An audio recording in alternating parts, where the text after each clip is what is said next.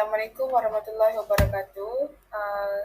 Hari ini kumpulan saya akan membentangkan tentang tugasan 3, subjek pembangunan latihan dan analisis prestasi sukan bola jari. Kumpulan saya terdiri daripada saya sendiri, Nur Zakira, Indina Batisha, Nurul Ashikin, Nurul Syahira, Nur Hashikin dan Nadratul Alia.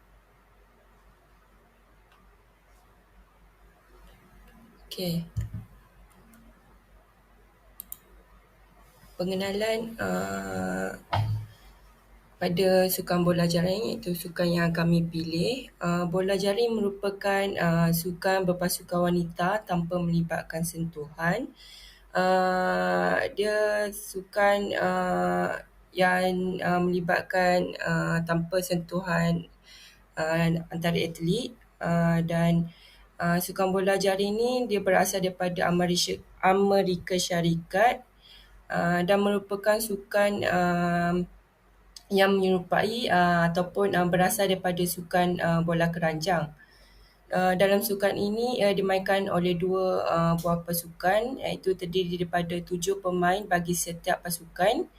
Biasanya sukan bola jaring ni dimainkan di gelanggang tertutup, namun ada juga kejohanan yang dimainkan di gelanggang terbuka. Setiap permainan mempunyai peraturannya tersendiri. Begitu juga dengan sukan bola jaring. Orang pertama yang memperkenalkan sukan bola jaring ni ialah Dr. James Naismith, itu di College Springfield pada tahun 1981 di Amerika Syarikat. Objektif utama bagi menganalisis prestasi ini adalah untuk menganalisis sukan, kecederaan ataupun peningkatan prestasi atlet. Menganalisis prestasi ini dapat membantu jurulatih dalam menilai kelemahan serta memperoleh pengetahuan tentang cara mengatasi kelemahan dan seterusnya membantu sesebuah pasukan dalam mencapai prestasi atlet yang terbaik. Semanakala pembangunan latihan pula merupakan satu aktiviti yang akan dilakukan oleh atlet dalam jangka masa yang panjang. Itu je.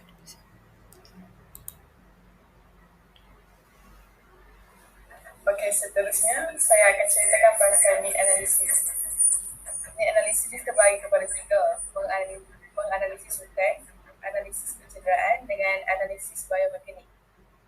Analisis sukan ni contohnya macam jenis sukan. Jenis sukan bola jari ni dimainkan secara berkumpulan, bukan permainan individu. Yang kedua, nature sukan. Nature sukan ni sukan tersebut dimainkan di atas darat. Jangka masa perlawanan, keseluruhan pertandingan bola jari ni dimainkan selama 1 jam, dan dalam 1 jam tu mempunyai 4 suku. Setiap satu suku tu atlet akan bermain selama 15 minit. Peralatan yang digunakan ialah bit, bola, tianggo dan gelanggang. Untuk analisis kecederaan, jenis kecederaan yang biasa dialami oleh atlet bola jari ni contohnya macam kecederaan di bahagian lutut dan bahagian ankle. Yang kedua, kekerapan kecederaan. Kekerapan kecederaan ni bergantung pada cara atlet mendarat setiap kali menerima bola. Bola jari kan banyak mendarat kan, contoh macam lompat, bola lob kan. So bila macam atlet nak mendarat tu, setiap kecederaan yang berlaku tu bergantung kepada tahap atlet tu mendarat. Yang ketiga, jangka masa kecederaan. Untuk ankle, jangka masa kecederaan ialah paling singkat lah, satu minggu. Dan bagi lutut yang paling singkat 1 bulan. Recovery ni juga bergantung kepada cara atlet untuk nak uruskan recovery. Yang keempat, bahagian permukaan. Permukaan ni dekat bahagian yang cedera tu apa yang berlaku. Contohnya macam bengkak ataupun membiru kan, selalunya. Yang ketiga, analisis biomekanik. Kinematik lah, kita fokus kepada kinematik. Yang pertama, jumping. Jumping ni digunakan semasa atlet menerima bola hantaran tinggi dan untuk memotong bola pihak lawan. Yang kedua, sprinting. Sprinting ni digunakan ketika atlet ingin melepaskan diri dari pihak lawan. Yang ketiga, twisting. Twisting ni untuk mengelirukan pihak lawan ataupun melarikan diri daripada pihak lawan. Yang keempat, balancing. Balancing ni digunakan ketika atlet menerima bola untuk mengawal diri dari melakukan kesilapan gerak kaki. Seterusnya,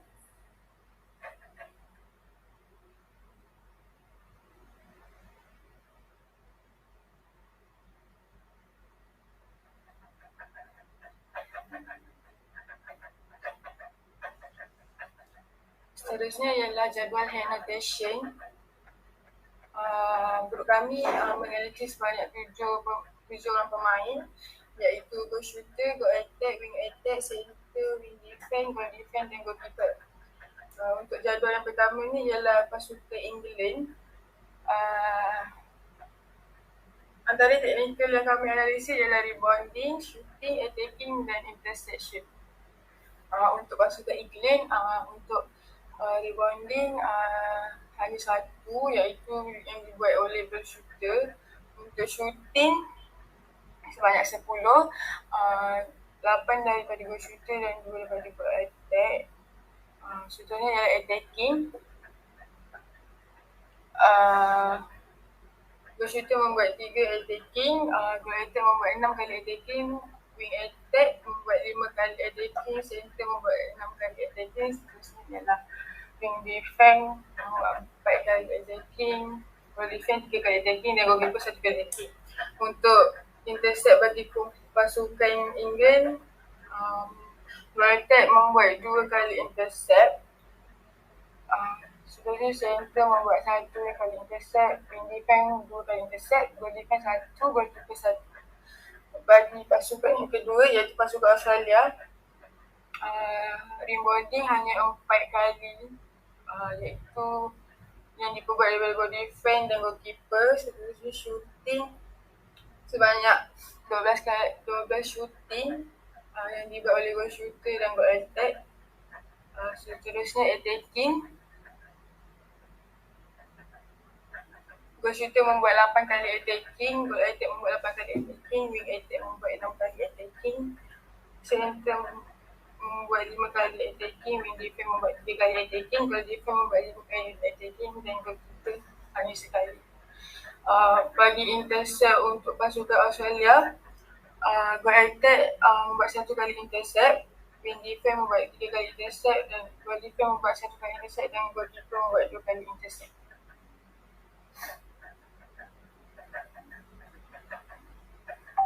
Okey, seterusnya ini adalah grafik yang menunjukkan analisis keseluruhan teknikal yang telah dilakukan oleh kumpulan England.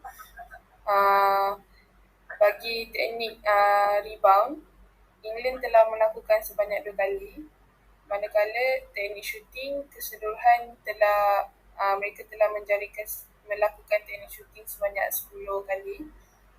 Seterusnya, secara keseluruhan, kumpulan England telah melakukan sebanyak 27 kali attacking dan bagi teknik interception pula, mereka telah melaksanakan teknik ini sebanyak 4 kali. Okey, ini pula adalah carta bar yang menunjukkan analisis keseluruhan teknik yang dilakukan oleh kumpulan Australia. Bagi teknik rebound, kumpulan Australia ni mereka telah melakukan sebanyak 3 kali. Teknik shooting pula telah dilakukan sebanyak 12 kali. Manakala keseluruhan teknik attacking bagi kumpulan Australia pula mereka telah menjalankan sebanyak 36 kali dan teknik interception pula sebanyak 4 kali.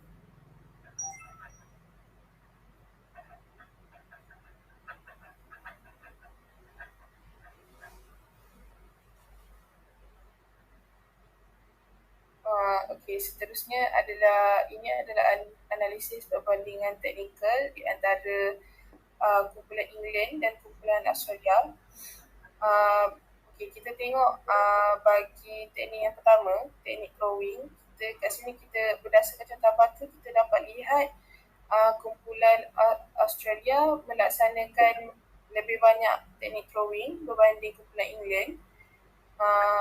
Kemudian untuk teknik shooting pula pun sama juga, kita dapat lihat kumpulan Australia menjalankan lebih banyak teknik shooting daripada kumpulan England.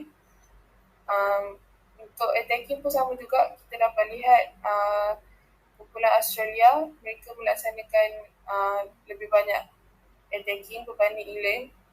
Dan akhir sekali untuk teknik interception, kat sini kita dapat lihat kumpulan England yang banyak melakukan interception berbanding kumpulan Australia.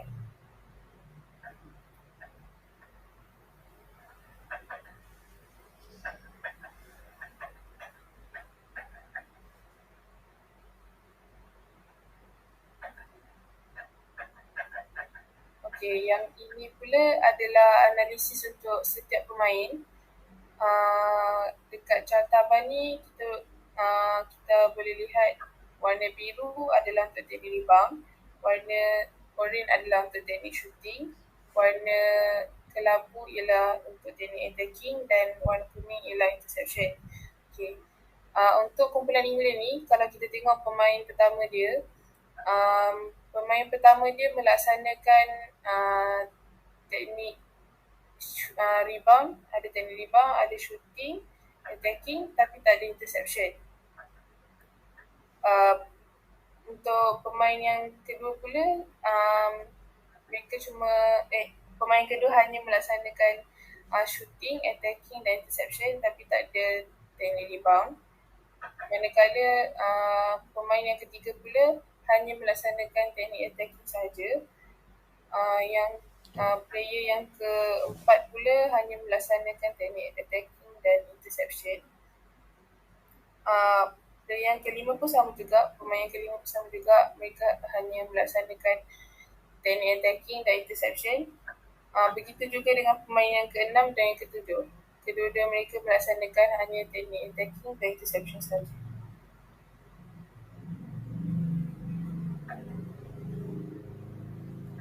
Seterusnya yang ni pula analisis untuk kumpulan Australia untuk setiap pemain. Kita tengok pemain yang pertama, kumpulan Australia ni dia melaksanakan teknik shooting dan attacking.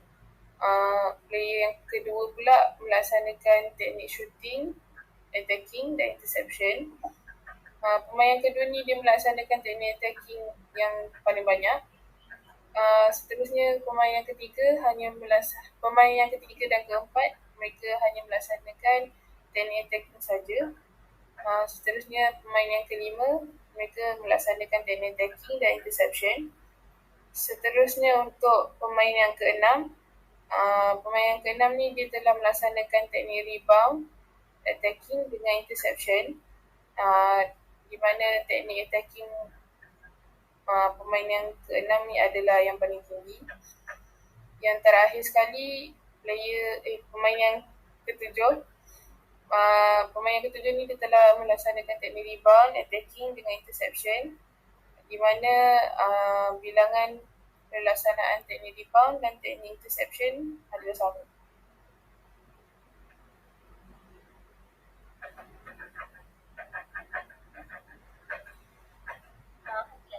Sekarang saya akan menerangkan tentang perbandingan antara kedua-dua pasukan. Kajian perbandingan yang dilakukan dalam sukan bola jaring antara England dengan Australia adalah berkenaan dengan beberapa aspek teknikal.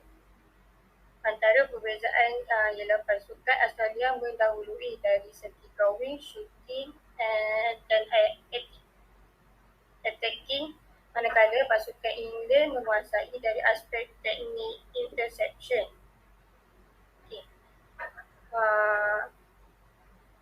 Aspek teknik drawing dari pasukan Australia adalah sebanyak 4 kali dan pasukan England hanya 2 kali saja. Teknik drawing dengan perbezaan sebanyak 2 balingan. Manakala teknik shooting pula, pasukan daripada Australia melakukan sebanyak 12 kali shooting, manakala England melakukan 10 kali shooting dengan perbezaan sebanyak 2 shooting. Aspek yang ketiga adalah aspek teknik attacking. Pasukan Australia melakukan sebanyak 36, manakala England melakukan attacking sebanyak 24 kali. dengan perbezaannya 8 kali attacking. Okey. Persamaan kedua-dua pasukan ini adalah mereka melakukan interception sebanyak 7 kali.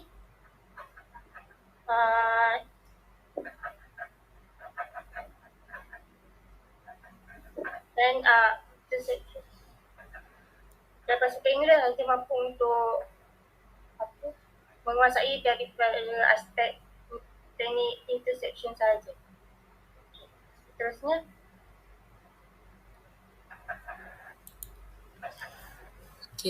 secara keseluruhannya, keperluan menganalisis ni merupakan satu aspek yang sangat penting dalam menilai dan mengukur prestasi atlet maupun sesebuah pasukan. Terutamanya bola jaring ni dia berdasarkan posisi dan teknik yang dimainkan oleh setiap pemain. Ia merupakan satu proses di mana dibagi memaksimumkan kesan sesuatu program latihan fizikal dan mencegah ataupun dapat mengurangkan risiko kecederaan kepada para atlet. Seterusnya, ia dapat meningkatkan pembangunan prestasi atlet tersebut. Dalam melakukan sesuatu analisis sebelum atau sedang melakukan sesuatu program latihan, ia merupakan sesuatu perkara yang amat mustahak bagi setiap individu kerana ia dapat memberikan sesuatu maklumat yang sangat penting mengenai acara serta dapat membantu atlet tersebut dalam mengetahui tentang tuntutan sesuatu sukan yang dijalankan serta dapat mengetahui profil atlet dari semasa ke semasa. Berdasarkan analisis dari sukan bola jaring itu yang ditunjukkan kedua-dua pasukan England dan juga Australia, kita dapat lihat bahawa setiap atlet ataupun setiap pasukan nak menonjolkan teknik dalam kejohanan tersebut bagi mengatur strategi permainan mereka. Itu je dari kumpulan kami.